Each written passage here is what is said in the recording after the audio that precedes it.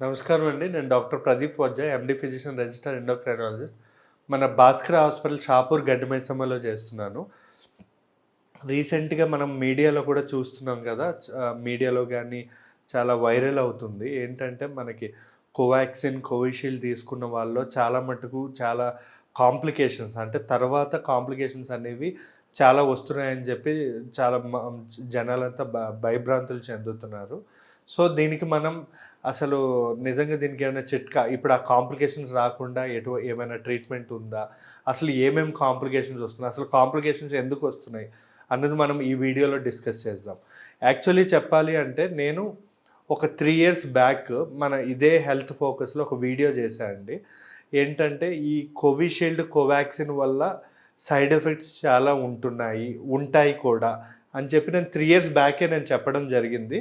So, ఇప్పుడు కూడా అదే చెప్తున్నాను. అంటే ఇప్పుడు నేను చెప్పడం అని కాదు.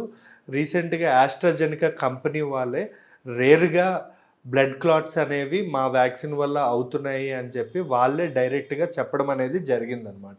అసలు ఈ కోవాక్సిన్, కోవిషీల్డ్ అసలు దీనిలో అసలు ఎందుకు సైడ్ ఎఫెక్ట్స్ వస్తున్నాయి అనేది మనం తెలుసుకుందాం. మామూలుగా చెప్పాలి అంటే లేడీస్‌లో కూడా ఈ మధ్య చాలా మటుకు వ్యాక్సినేషన్ తీసుకున్నాక పీసీఓడి ప్రాబ్లమ్స్ గానీ, లేదా ఇర్రెగ్యులర్ పీరియడ్స్ ప్రాబ్లమ్స్ గానీ, బాగా లేడీస్‌లో డిప్రెషన్ ఇలాంటి ప్రాబ్లమ్స్ అన్నీ కూడా మనం చూస్తున్నాం. మగవాళ్ళలో కూడా బ్రెయిన్ స్ట్రోక్స్, హార్ట్ స్ట్రోక్స్, కొంతమందికి కిడ్నీ ఫెయిల్యూరు లేదా ఎరెక్టైల్ డిస్‌ఫంక్షన్ అంటే అంగస్తంభన జరగడం, ఇలాంటివన్నీ బాగా కోవిడ్ తర్వాత పెరిగాయి. కానీ అది మనం కోవిడ్ వల్ల అనుకుంటున్నాం గానీ, మెయిన్‌గా అది ఎందువల్ల జరుగుతుందంటే వ్యాక్సినేషన్ లేదా కోవిడ్‌లో మనం తీసుకునే స్టెరాయిడ్ ఇంజెక్షన్స్ వల్ల ఇలాంటివన్నీ బాగా జరుగుతాయి. నాట్ ఓన్లీ స్టెరాయిడ్స్, కోవిడ్ తర్వాత జనాలు కూడా చాలా మట్టుకు యాక్టివిటీస్ తగ్గించేశారు. అంటే జిమ్‌లు చేయడం గానీ, వాకింగ్‌లు ఇలాంటివన్నీ చేయడం. ఇవి కూడా కొన్ని రీజన్స్ అయ్యుండొచ్చు. యాక్చువల్లీ ఈ కోవిషీల్డ్ అనేది ఎలా తయారు చేస్తారు అన్నది మనం తెలుసుకోవాలి. ఈ కోవిషీల్డ్ గానీ, కోవాక్సిన్.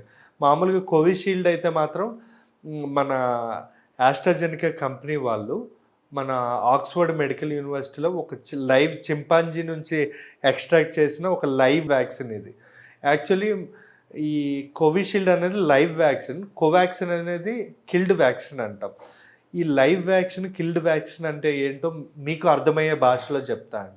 యాక్చువల్లీ వ్యాక్సిన్ అనేది ఎలా తయారు చేస్తారు అంటే ఇప్పుడు మన బాడీలో మనకి తెలియని వైరస్ ఏదైనా వస్తే మన బాడీ అనేది అలర్ట్గా ఉండదు. సో వ్యాక్సిన్, ఈ లైవ్ వ్యాక్సిన్ అంటే ఏంటంటే సేమ్ కోవిడ్ లాంటి వైరస్ని అంటే మన బాడీకి ఏ హార్ము చేయకుండా, అంటే ఫర్ ఎగ్జాంపుల్ కోవిడ్ లాంటి వైరస్ని చేతులు కాళ్ళు కట్టేసి మన బాడీలోకి వ్యాక్సినేషన్ రూపంలో ఇస్తామన్నమాట. దానివల్ల మన బాడీలో ఉండే యాంటీబాడీస్ ఏవైతే ఉంటాయో అంటే వ్యాధి నిరోధక శక్తి ఏదైతే ఉంటుందో అది అలర్ట్ అవుతుందన్నమాట. అంటే ఏం చేస్తుంది, అలర్ట్ అయ్యి రెడీగా ఉంటుంది. అంటే ఫైట్ చేయడానికి రెడీగా ఉంటుంది. ఒకవేళ ఇన్ కేస్ ఇది ఎలాగో మనం ఇచ్చిన వ్యాక్సిన్ ఎలాగో ఎఫెక్ట్ ఉండదు మన బాడీకి. కానీ ఈ బయట నుంచి నిజంగానే కోవిడ్ అనే వైరస్ వచ్చిందనుకోండి, ఇది అలర్ట్గా ఉంటుంది కాబట్టి ఆ కోవిడ్ వైరస్ని చంపేస్తుందన్నమాట. ఇలా మన బాడీకి వ్యాధి నిరోధక శక్తి అనేది లైవ్ వ్యాక్సిన్ వల్ల పెరుగుతుంది.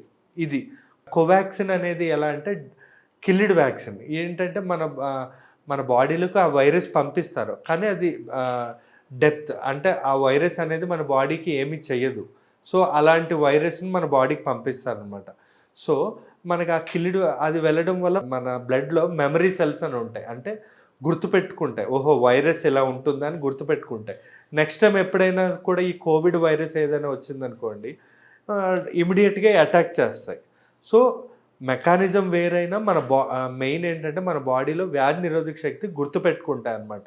వైరస్ ఇలా ఉంటుంది అని తెలిసి అవి మనకు గుర్తుపెట్టి యాక్టివ్గా ఉండి ఎప్పుడైనా వైరస్ వస్తే అటాక్ చేస్తుంది. కానీ దీనివల్ల ఈ వ్యాక్సినేషన్ వల్ల సైడ్ ఎఫెక్ట్ ఎందుకు వస్తుంది అంటే మెయిన్గా చెప్పాలంటే ఇన్ఫ్లమేషన్. అంటే మన బాడీలో ఈ వ్యాక్సినేషన్ వల్ల బాడీలో రక్త కణాలు వాపు చెందుతున్నాయి. దానివల్ల బ్లడ్ క్లాట్స్ అవ్వడం, హార్ట్ స్ట్రోక్స్, బ్రెయిన్ స్ట్రోక్స్ రావడం, లేదా మనకి ఈ వ్యాక్సిన్ వల్ల యాంటీబాడీస్ మన బాడీలో వ్యాధి నిరోధక శక్తి ఉండాల్సిన దానికంటే ఎక్కువ అయిపోవడం వల్ల కూడా బ్లడ్ చిక్కబడి హార్ట్ అటాక్స్, బ్రెయిన్ స్ట్రోక్స్, లేదా చాలామందికి కీళ్ళ వాతము లేదా దీర్ఘకాలిక వ్యాధులు అంటే షుగరు, థైరాయిడ్, బీపీ అనేవి కోవిడ్ తర్వాత బాగా పెరిగిపోయి ఇంత భయంకరంగా తయారవుతుంది ఇప్పుడు ప్రెజెంట్. మనం this is the best time. ఇప్పుడు కూడా ఏమీ లేదు. నేను 3 ఇయర్స్ బ్యాకే చెప్పా, మళ్ళీ ఇప్పుడు కూడా చెప్తున్నా. మీ బాడీని ఫస్ట్ డీటాక్స్ చేయాలి.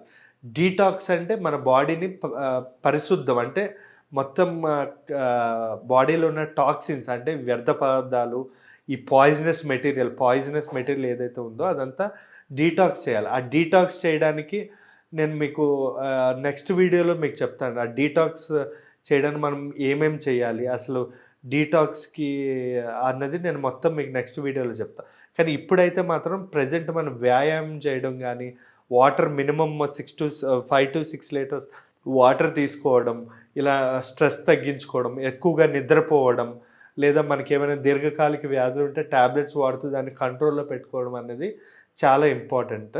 ఈ కోవాక్సిన్ కానీ కోవిషీల్డ్ అనే vaccine even 3 years back Denmark కానీ, నార్వే, స్వీడన్ ఈ 3 కంట్రీస్లో 3 ఇయర్స్ బ్యాకే దీన్ని కంప్లీట్గా బ్యాన్ చేశారు. నేను కూడా యాక్చువల్లీ వ్యాక్సినేషన్ అసలు తీసుకోలేదండి. కాకపోతే కొన్ని సందర్భాల్లో నేను ఎక్కడికి మన దుబాయ్ వెళ్ళాల్సి వచ్చింది చిన్న ఒక కంపెనీ పని మీద. ఆ టైంలో నాకు ఖచ్చితంగా వ్యాక్సిన్ అనేది మ్యాండేటరీ అనడంతో నేను రష్యన్ వ్యాక్సిన్ ఏదైతే ఉంటుందో స్పుట్నిక్ వి అనే వ్యాక్సిన్ సింగిల్ డోస్ తీసుకున్నాను అండి. తర్వాత నేను ఏ వ్యాక్సిన్ తీసుకోలేదు.